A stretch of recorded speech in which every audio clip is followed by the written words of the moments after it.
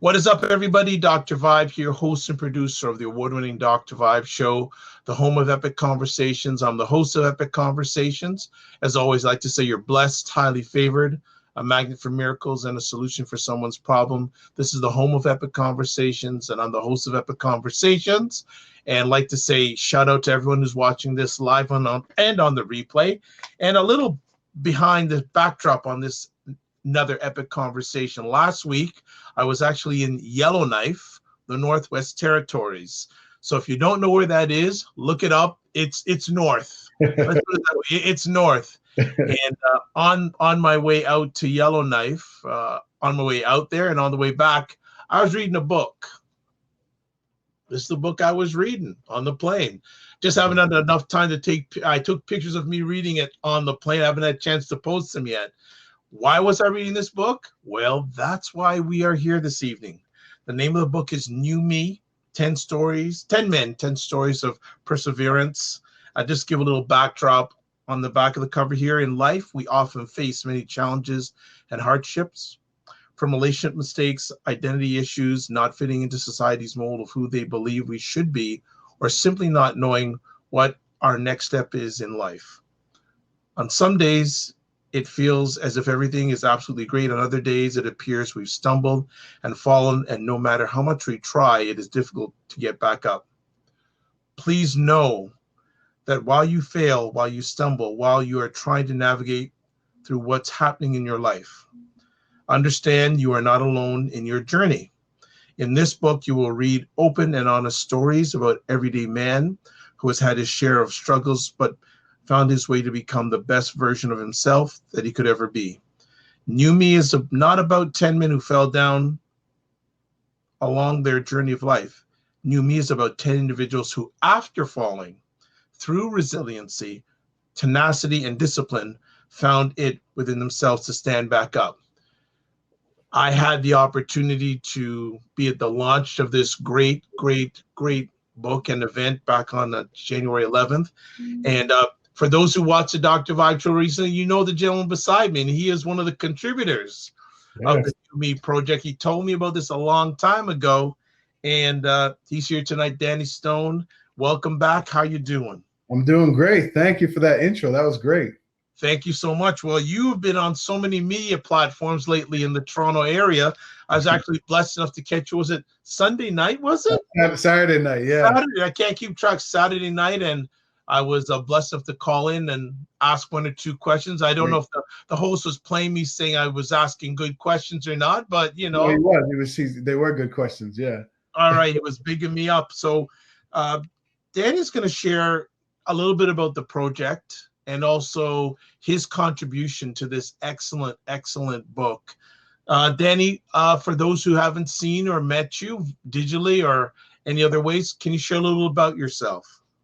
Yeah, I'm a speaker and an author and a coach and a community servant. So I've been coaching people for over 10 years, speaking for the same amount, and been doing sort of community work my whole life.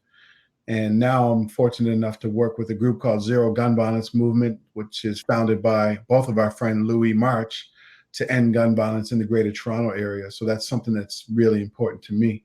And so that's just a little bit about who I am.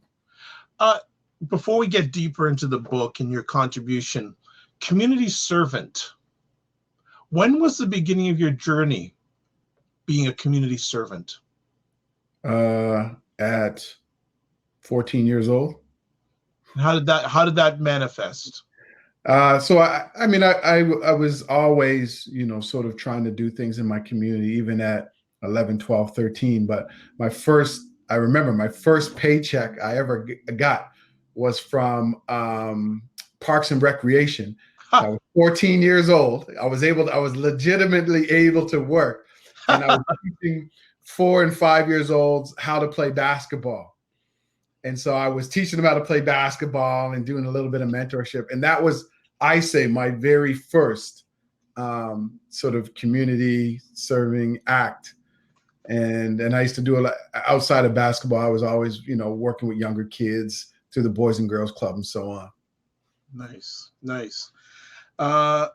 you've shared a little bit about your background from the Halifax, Nova Scotia area before, but if you can just give high level for those who haven't heard that part of your journey, can you give a little sharing with it on us?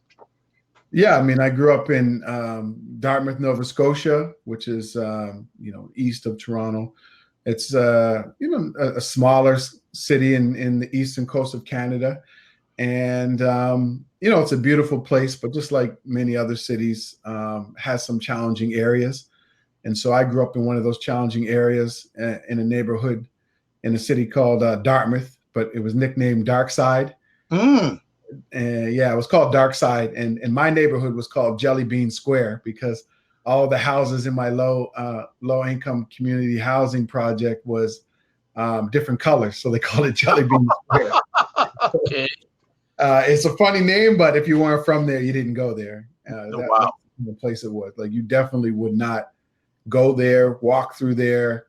You couldn't, because you weren't from there. So it was a lot of drugs and crime and those kinds of things that happened.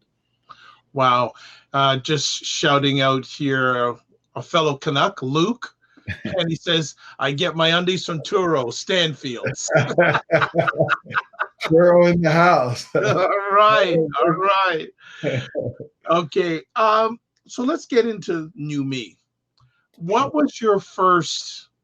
Oh, Jeff Martin is the driving force behind the project, and obviously you and Jeff knew each other before this project, or did you not? Did you know each other before this project? I met Jeff through his podcast, Brothers from the Six, where he highlights and showcases different Black men in the Toronto area doing great work. So he had me on his podcast, and that was the first time I met him. Good. And when he approached you about this project, what was your first reaction? My first reaction was, yeah, like, what is it all about? Jeff and I had a good vibe. So one thing about me is when I see people who are out here trying to make a difference, and the mission is bigger than themselves, the mission is bigger than their ego, the mission is bigger than them wanting the glory, then I'm all for it. And so Jeff and I kind of were on the same frequency when it came to what we were trying to create in the world, and really kind of helping boys and men and just help people move forward. So when he mentioned the book to me, I thought, wow, man, this is a great idea. He thought 10 of us come together and write this book. We each write a chapter about a different challenge that we've overcome and the lessons that we've learned. And I was on board right away. Nice. Did he basically say to you, write whatever you want, or did he have a lens that he wanted your contribution to be part of? No, I mean, we all kind of got together and we kind of brainstormed, and it was really just about write something that has really impacted your life in a major way. So what is a major challenge that you've had that either you are currently trying to overcome or that you've overcome? And then what did you learn during that whole process? And who did you become going through that and after that? And so we all just kind of looked at our life, and each one of us just chose one thing that we were comfortable writing about. You had written a book before this contribution, and was it easier to do this? Yep, there we go. Yeah, the key's not driving. Exactly. If you want to hear about that, go to some of the previous conversations that myself and Danny have had, and you'll find out more about that. And also, it is available on his website and also on Amazon. Because as I see that you had a number of pages, not as big as your first book. Was it easier or more difficult to do this than your first book? It was easier to do this than the first book. But the thing is, like, you had to, and all of us writing this book, we all had to be open and honest with ourselves. And to be a man, to be vulnerable, to put your story out there for the world to see is challenging. And it's uneasy for a lot of us. So, a lot of us had to decide which story did we want to tell. Some of us had to be cognizant of the fact that other people were involved in our story, whether it's friends and family members, and how they may react to us speaking our truth. But for me, It was way more difficult to write the first book than it was to write this chapter. Tell us a little bit about Monica Stone, your wonderful grandmother. Well, my grandmother was this tiny Jamaican lady. She was like 5'4", and she was a powerhouse. Her and my grandfather moved to Canada in the 1960s, and at that time, a lot of Jamaicans were going to England, New York, and then Toronto, but they didn't move to Toronto. They moved to the east coast of Canada. And at the time, there was about maybe 5 or 6 families that came from Jamaica together.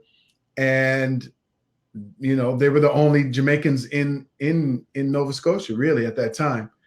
And so my grandmother, she grew up just really feisty her whole life. And, but she was the type of person that had the biggest heart. She was so involved in the church and in community service. She's the type of person that if you were sick, she'd take you soup. If she was driving elderly people to their doctor's appointments, like she was always doing something. And, but she was the type of person, if she saw any type of injustice, she would step up and say something. And I always kind of remember that even when I was a child, like we'd be at a store and something happened, or she would always just step up and just say something. And I kind of always remember that. You start off your chapter with a quote from her that I've heard you share many times before. The quote is, "Show me your friends and I'll tell you who you are." When did you understand the significance of that quote when she first told you that, or did that take some time? And when it did hit you, when did it hit you, the power of that quote? I never understood. She used to say all kinds of things. Grandparents and parents, yeah. Dropping on you, they keep walking, they don't break stride. And I always used to ask her, she used to say so many things. And that was the thing that she used to say to me the most. And I would always ask her, what does it mean? And she would just laugh and say, one day you'll find out. And she would never tell me what it is. And it took me many, many years. And I really found out what it meant when I was 18 years old.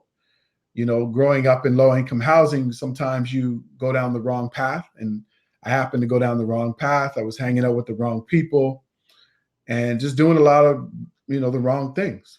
And because I used to get bullied and picked on, I just hold on a second. When you're a big guy, that's what people say. But there's a lot of, I don't know if you know, but there's a lot of big guys in a lot of communities too.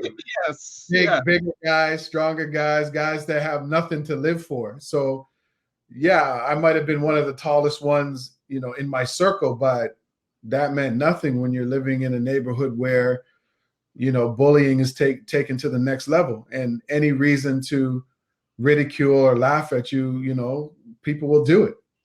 And so that's kind of what happened to me. I just got tired of getting bullied and, fighting back, because, I used to get in fights and just get beat up sometimes. And so I just started becoming a follower. Right. I started hanging out with the wrong people, doing the wrong things. A lot of my friends were in and out of jail by the time we were 16, 17. And that time I had already lost a few friends to gun violence. Wow. And I was just trying to find my way. I didn't, right.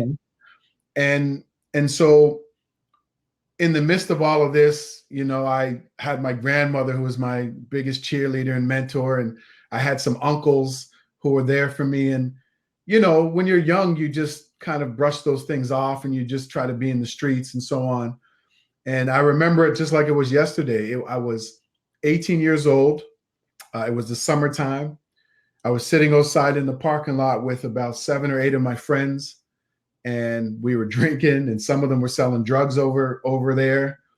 And I was just, I don't know, something just hit me. It was my grandmother's voice in the back of my head. And I just realized that I had to say something at that particular time. And my hands were sweating. I was nervous. I just didn't really want to say anything, but I had to. And so what happened was, as I was sitting there, I was thinking about a whole bunch of things. So up until that point, I had been getting a whole bunch of letters from university coaches from all across Canada, basketball coaches, to go and play basketball. And so, I was a pretty good basketball player, but I never really put much stock into going to university or even playing basketball. But it was all on that day when I was sitting there. I just heard my grandmother's voice and some of my mentors just say that, you have so much potential. Why are you holding back? And so I mustered up enough courage to these guys to say, look, hey, fellas, I think I'm going to, go away to university and represent the hood. It's kind of how I put it. Right. I also want, and because I've gone through your section intensely, and I want to pick out some things I want you to expand. Sure. You said in one of the lines, I used to count problems instead of counting blessings. Yeah. Yeah. I mean, when you think that you're poor, and I realized that I wasn't later on. I just realized that, we were a little struggling a little bit. But when you think that you're poor, when you grow up in a neighborhood where people don't have goals and dreams other than to make money illegally, then you're constantly looking at the things that you don't have. I used to look at, I don't have these sneakers. I don't have this. I'm not able to pay for to go to this basketball camp over here. I'm not able to. So I used to count all the problems. My father wasn't around. He left when I was 2 years old. Wow. So I could continue to count problems and just feel like the world is against me. And that's how I felt at the time. And so when you feel like the world is against you, you have this kind of chip on your shoulder sometimes. And that's what I think I had. I had this chip on my shoulder because life wasn't, dealing me good cards. And then I wanted to feel a part of something bigger than myself. And so that's how I ended up getting involved with, it was really like a gang, to be a part of, to feel a part of something, to feel wanted, to feel worthy. Even though in the back of my mind, it didn't even really make sense, but that's all I knew at the time. So I was counting problems. I wasn't counting the blessings. Like, my mom, was at all of my basketball games. I had mentors. My grandmother was there. They had a house. I used to go to my grandparents' house and learn how to cook. My grandmother would go in the garden and I'd come back. And so I was counting all the problems, but I wasn't realizing the blessings that I had. Right. Good stuff. I wanted to, how important was family for you, especially at a young age? Oh, family was everything. I mean, what's interesting about my house growing up is that my house was the meeting point. All of my mom's friends used to come, all of my friends, all of my brothers and sisters' friends. And every other weekend, there was always family and friends around. So family was really, really important, and it still is. And we're a very close family. We're the type of family that even though we never had much, we were always trying to help others. Mm-hmm. And I think that's still true to this day. We're always trying to help other people. So we're a very close family. Nice. Very, very nice. We chat a lot offline, and while I was reading this on the plane, I wish you were right beside me in the plane. So talk to me about this. Talk to me about this. I want to know about this. So, it was so good. And I wanted to know, Danny, how this book, not only your section, but collaborating with other Black men, has impacted your life. It's really been sort of this positive energy that's coming from working on this book and knowing that I have 9 other brothers who are out there doing amazing work already. So for me, it was so many things. For me, it was almost like somewhat of a validation of the work that I've been doing, that I've been asked to be a part of this amazing project, and that, Jeff believed in me and the other men believed in me to do my part and pull my weight. But it's also knowing that I'm a part of something bigger than myself. It's not just about a book, it's about a movement. Yeah. And so what happened is when we started to write the book to help boys and men break through barriers and step into their greatness, at some point we realized, a book's not enough. It has to be more. Mm-hmm. And that's when we decided to start a movement and then the book and the speaking tour would be the first phase. And so being a part of all of that, I just realized that, the things that I've been doing my whole life, which is really just trying to serve people and help people to see things differently and to move through their fears and challenges, just kind of got amplified once I kind of became a part of this project. And so it's done so many things for me in terms of me personally, and then the media attention and that we've gotten, and the feedback from people who've already read the book. It's unbelievable. I mean, we're getting heartfelt messages from people that are just in tears because they can see themselves in the book, or they can see a family member in the book, or that's their story, or maybe they're going through things right now and the book is helping them. We've gotten so many messages from friends, family, strangers who've read the book, who are just, amazed at how we were able to articulate ourselves and our stories in this book.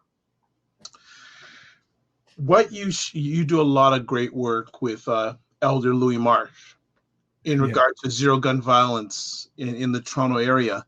And I look at it, how much of what you share do you encounter with the people that you're serving, especially the youth that you're serving? A lot. Nothing, I shouldn't say nothing has changed, but I see a lot of similarities from my story to a lot of young men and young boys that we're working with. It's there's just a big sense of loss and feeling unworthy and not loved. And if you don't love yourself and you don't think that you're worth anything, it's nothing for you to go out and commit a crime or pick up a gun or, shoot somebody. And I see a lot of similarities from when I was growing up and some of the things that I was feeling and experiencing to some of the young boys that I'm dealing with now experiencing. So I'm seeing a lot of similarities and a lot of similar challenges. What does that tell you, that in some ways things haven't changed for the better, and maybe in some ways they've gotten deeper? Like this story that you wrote here, you wrote it a number of years ago, but with a lot of the young men you're helping, they could write the same story today. Of course. Yeah, I mean, I don't want to say things got worse, and I don't want to say they gotten bad. It's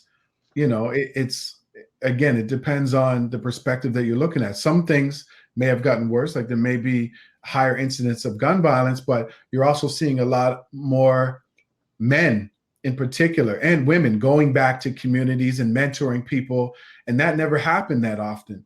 You're seeing people who have certain levels of success, whether it's doctors, lawyers, or just even being success in terms of how they live their life in their relationships or as a parent, going back and sharing that information. So a lot of that didn't happen, years ago when I was growing up. The first time I ever saw a BMW was a drug dealer, and he had $50,000 in the trunk and some women in the back seat. So, now you can see, again, if I were to see that, you can see successful people. You can see people who've coming back, sharing life lessons with people. And that never happened that much, not in my community anyway, when I was growing up. So I had nothing to look forward to. I had nothing to look up to. Right. Let me ask, when you finished, what was the feeling? How hard was it for you to write your section? It was hard because I didn't know which I was trying to think of a story, one, because when I write, it's not about me. It's about me using my story as an example. See, a lot of people write books and they want it to be about them. So here's my memoir. Well, no one knows you. Nobody cares about your story. What they care about is the lessons that you've learned from your story. And so for me, I was just trying to figure out, like, because I have a couple of, I don't know, somewhat challenging stories and interesting stories that I could have told. So I was just trying to figure out which one to kind of tell. And then once I decided on that, I just started writing, and just figured out how the story kind of unfolded. I didn't go into it with a preconceived. I just started writing and seeing where it led me. And then I went back and kind of relived that experience, put myself back in that time. What was I thinking at that time? What was I doing? and how did I get out of that, and who am I now? And then that's how it kind of all came together. Nice. I want to cycle back to, I believe it was January 11th. Take us through that day. And that was the day that they did the, for those who weren't there and those who are watching around the world, their book launch. Give us a capsule of that day, because I found it quite amazing. But just what are your memories of that day? The day moved fast. The day moved really fast. So January 11th was our book launch event. New Me was our book launch. And so it was just a blur. We got there early. The venue was really nice. It's set up, the venue is set up for actually like plays and speaking and so on. It holds about 400 people. We almost had that much there. But I think as we were easing into the day, we just really wanted to all take it in. I know for me, I just wanted to take in the experience. I had family members there. I had friends like yourself there. All of these people were here to hear us speak and to support us. And so along the way, there were so many things happening. There was media there. The mayor came. There was just so many things happening that it just went by really quickly. And at certain points, I would just stop and just take it in, whether it was listening to one of my other fellow brothers speaking, or looking out into the audience, seeing, my wife or my mom. So I would just try to get little micro. Hold on, your mom was there that night? Yes, my mother was. Yeah, I think I got introduced to her. I believe that. Yeah, she was your dear wife, right? Yeah, that's right. Okay, yes. Okay, sorry, go ahead. No, so then it was just trying to steal all of these moments. And before we got started, what we did do as a group is we all got together and we just said a quick prayer and just said thanks for bringing this all together, because this has been 3 years in the making. How long? 3 years in the making to write this book. And a lot has happened along the way, a lot of behind the scenes things that can stay behind the scenes. But think about, it's hard enough to get 10 men to get together to go across the street to get something to eat. You know what I'm saying? So you can imagine, to write a book is a tremendous amount of effort. And again, one of the fellows, Dr. Joseph, is working down in the States. So, he only came to Toronto, flew to Canada once in a while. And then even the fellows that were here, we're all so busy. Like, we're all doing so many things. So for us to get together, it was challenging, but we realized that the mission is so much bigger than, the things that, the little things, reasons that we couldn't get together. And I think you've already answered this by what you just shared but what kept it going? 'Cause that's 3 years, man. Yeah. Like that, like 3 years, 10 men, processes, edits, writing. Obviously, people didn't finish all at the same time. So, go ahead. Well, what kept it is, I think, a few of the brothers, especially like Jeff and myself and a couple of other brothers, we just really understood the importance of this book. Like, one of the things about me is that when I'm on a mission, whether it's working to end gun violence or getting this movement started, or some of the work that I'm doing with boys and men, on my own, the mission is bigger than people's feelings. The mission is bigger than excuses. The mission is just bigger than everything that we have to do. Right. And so we had to constantly remind each other that, okay, yeah, we understand that other things are going on, but this book can change lives, like literally change lives. It can save lives. There might be a boy or a man out there, unfortunately, who might be in a dire situation, who might be willing to take their life or someone else's life. This book could stop that. And so we had to continue to remember, like, this is bigger than the little things that we have going on. This book can save lives and change lives and help men and boys to break through the challenges that they have right now, the barriers that they're facing. And so that's what kind of kept us going. That's really what it was for me, anyway. What did you do when you got your first copy? I just I was one of the first people to get the sample copy, and I just kind of held it in my hands and just kind of took a moment to be like, wow, like we actually did this.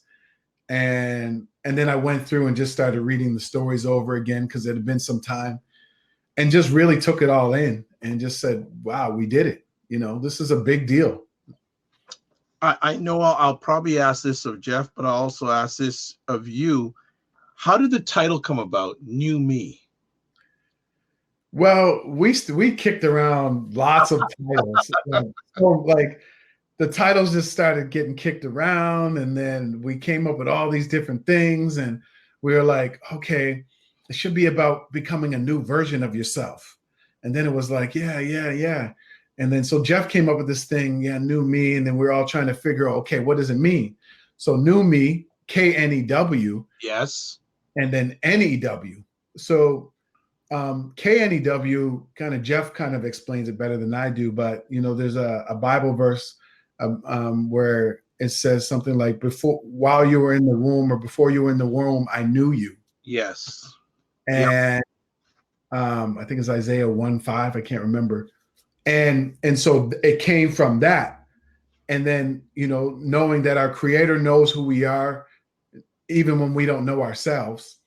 And then the other new NEW is about becoming a new version of yourself, Mm-hmm. right? About this new awakening and this new understanding of who you are as a boy and as a man. And so those are the double meanings of the book. Um, you know, KNEW, new me, and then NEW, a new version of yourself. Yeah, I love that. I love the double, the new. I think quite creative. Well Yeah. done. Well done. Yeah. Well done. Uh, who after yourself? Who was the first person you shared the book with? I shared it with my wife, you know. As soon as I got the copy, I told her I had it, and she just, you know, she looked at it, she skimmed through it, and she was just amazed that we were able to get it done. Um, and you know, being my wife, she pumped me up a little bit. Yeah, you of course you had to be, you should, of course you deserve to be a part of the project and all that. But I think she saw the 3 years and the hard work that went into this. It's not just about writing a book. It's not just about coming up with getting the book. It's everything else that goes around it. Like we have to meet, we have to get on the same page, we have to understand that this is the first phase in the mission. So what's the next phase, and who's committed to the next phase? There's so many things that had to happen along the way that, you know, and she knew. And so for us to get this done, it was such a big accomplishment. You know, I don't know, just to write a book on your own is a big accomplishment, but to write it with 10 men, to write a book and to get it out, it's a big deal. So we both just kind of took it in, and you know, I was just happy that she was there for the journey. Nice.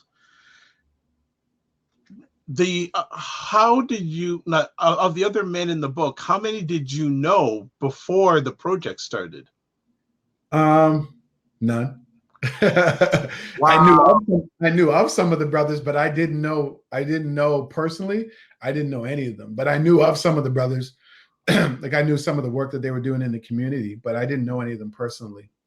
So how has this made you grow relationally? Because you started this and you didn't know any of these gentlemen. What has this done for your relation, for lack of a word, especially relation with other Black men? How has this movement developed that in you? Um, I think it's kind of strengthened it a bit, but I've always had that with other Black men. I grew up. I'm a person who's always been supportive of other Black men. I don't, you know, I don't find myself hating on somebody else's success or anything. So I grew up supporting people. I've always been that way. So for me, I think it kind of strengthened what was already there. I'm always for seeing people win. Black men, white men, anybody. I'm all for it, but especially Black men. And so this book just kind of really, for me, it's more about a brotherhood. It's more about, we've done something that rarely anybody has done. And it's already starting to change lives and make an impact. So for me to be with 9 other brothers who were already doing amazing work, and now we came together to do this project together, and we have all these conversations, and now it's like it's really strengthened our bond, and we just constantly support each other in the work that we're doing, and we show up when we can, and so that's what it is for me. You've mentioned the term change lives in regards to the movement.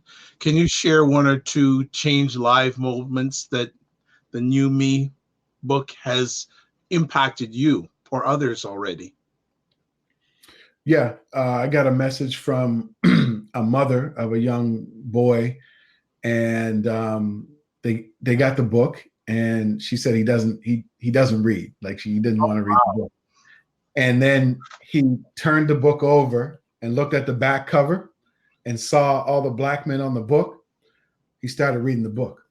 Nice. So she said that he had been in and out of trouble for a while. He was struggling in school, and she just thought getting this book would help.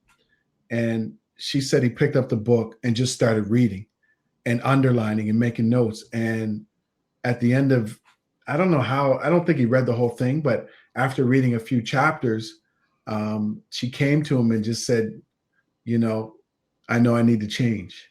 And she kind of was like, what? He goes, yeah, I can see that I'm not living the way that I'm supposed to live. And he apologized to his mom. And yeah, it was, and she started crying. And so she said this message just saying, like, I never knew a book could have this type of impact. And wow. That was, I think I got to share that with the fellows. That just came through like a day or 2 days ago. Nice. Yeah. That's fantastic. I want to give a shout out to Alex, the CEO of Get Vocal, who's jumped in. Long time no chat, Alex. Thanks for stopping by.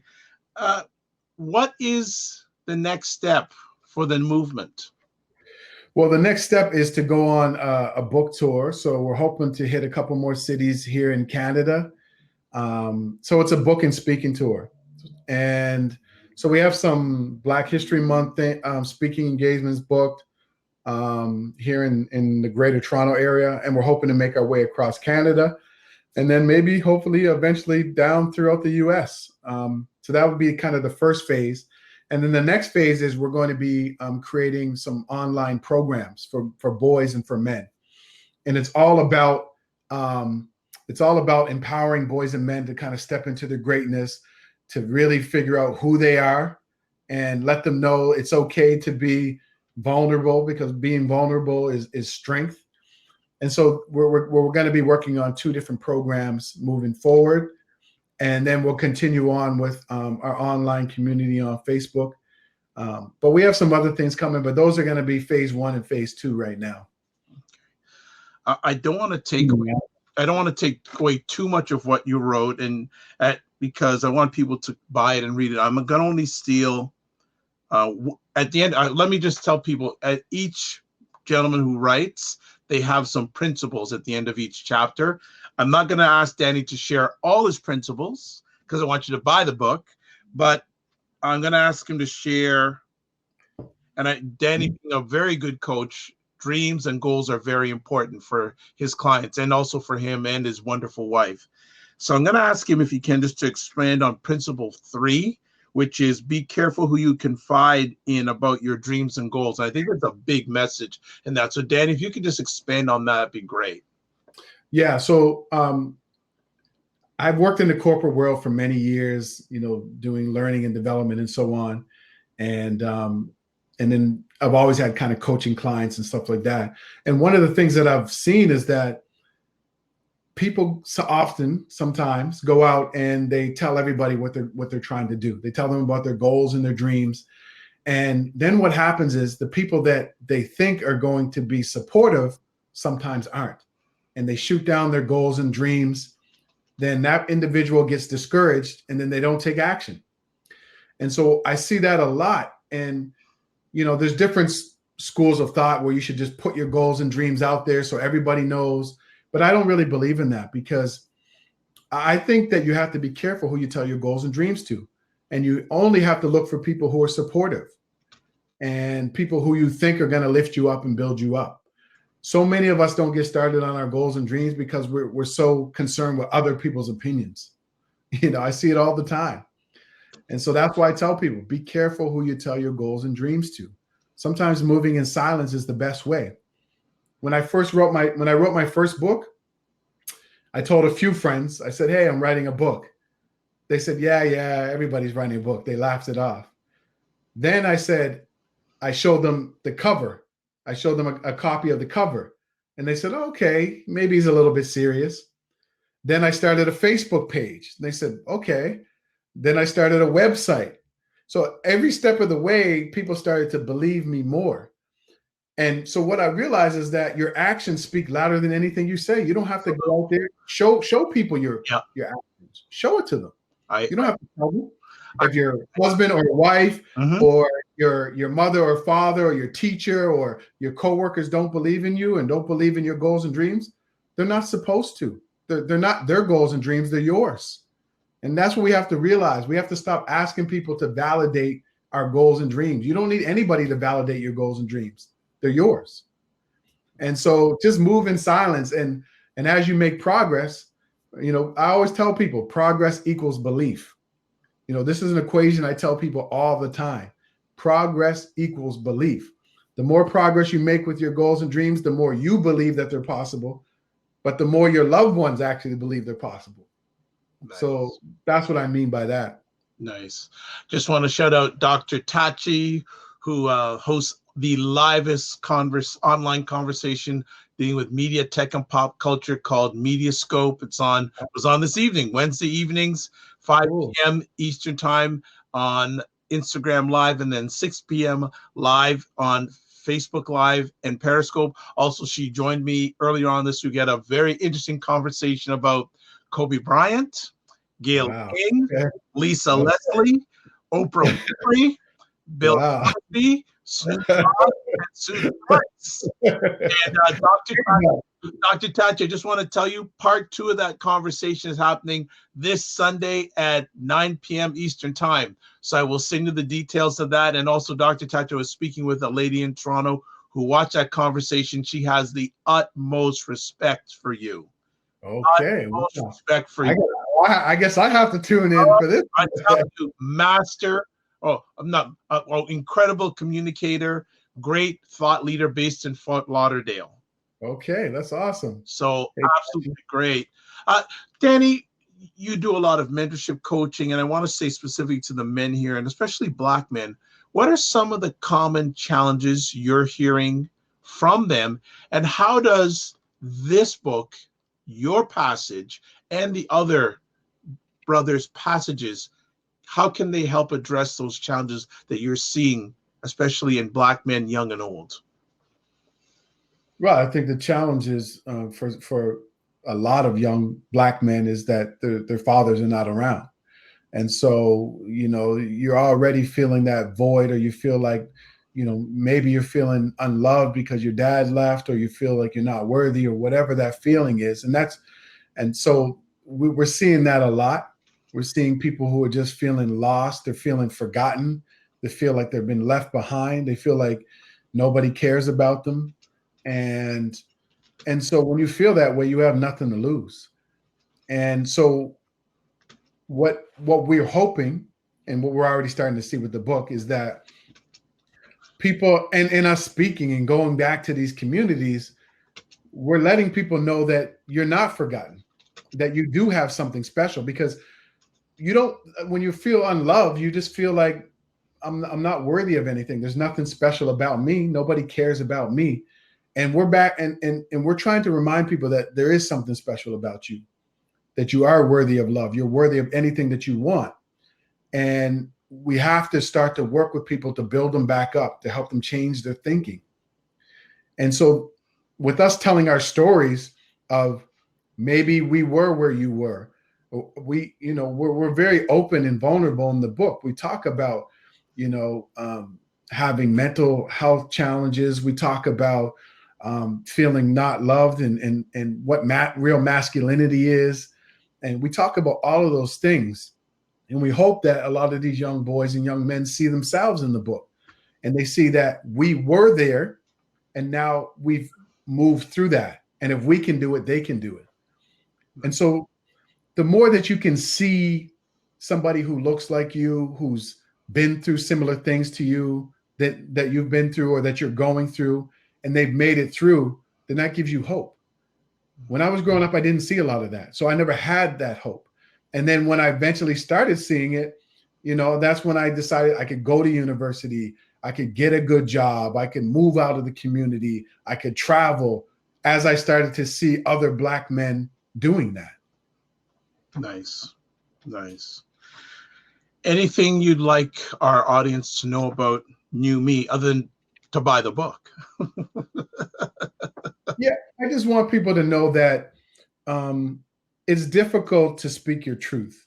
We all know that. We lie to ourselves every day. We look in the mirror. We can't even be honest with ourselves when we look in the mirror. So it's difficult for us to be honest with ourselves. And so for us to come together to write this book, to be vulnerable, to speak our truth, to put these words out there to the world, it wasn't easy. And once it got out there, a lot of us had second thoughts like, should I have said that? Should I have done this? But we realized that, again, the mission is bigger than our own feelings, our own uncertainty with the words that we wrote. And so it's out there. And we just hope that the book is going to help people to see things differently. We hope that it's going to encourage people to keep going. We hope that it's going to encourage people to let people know that they are worthy of the things that they want. They are loved. They do have something special and unique. And any challenges that they're going through, they can get through it. They just have to keep going. Give me something you have dreamed about in regards to the New Me movement that hasn't happened yet. One of the things that I'm dreaming about is definitely a world tour, going on a world tour for the book. That's one of the things. I definitely would like to start with Canada, the US, and, across Africa and Europe. That's one of the biggest things that I really kind of have in the back of my mind. And the second thing is to really get on some major media, like a show like Ellen, to really let the world know that we're here and that this is something that people need to know about. Wonderful. That was a good question. Huh? That was a good question. You mean I finally asked one tonight? You've been asking a lot of good questions is what I mean. Well, I like to level up, and I know you've been on other platforms, so I wanted to make sure that I made it worth your while coming on with the audience here. So I wanted to make sure I asked some maybe different types of got a little different types of conversations. And I know you being a coach, I know vision and goals are very important to you and your clients. So I just wanted to know, when it came to the movement, what are some of your visions and goals that you want to manifest with the other 9 men and all the other people in the community in regards to this? So that's how that came out. It's just thank you for having me on the show. But I think it's for me, it's always about service and reaching more people. For me, it's never about I want to shine on social media or I want people to know this. I'm not looking for the glory. I just want to serve more people. And so getting on bigger platforms allows us to reach more people. And then this book tour would allow us, world tour would allow us to reach more people. And so that's what it's all about for me. Wonderful. It's New Me, 10 Men, 10 Stories of Perseverance, available on Amazon. I'm going to let Danny give his contact information. It's available through his website. Definitely male, female, doesn't matter what color, you need to read this book, because overcoming is part of everyday life. And the more you know, the more you need to know. So these gentlemen have open themselves up to help you open up. So it's an investment. It's not an expense. Danny, how can people get the book? How can people get in touch with you?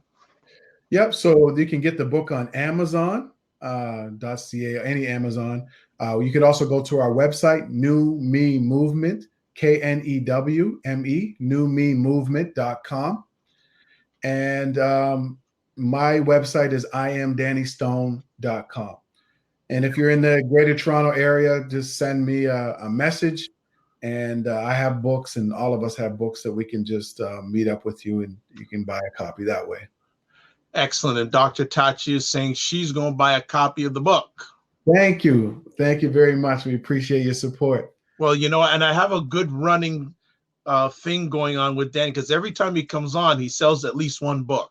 That's my minimum goal. At least get one of his products that he offers sold every time. So my streak stays intact. Yeah, thank you, Dr. Tachi. I appreciate that.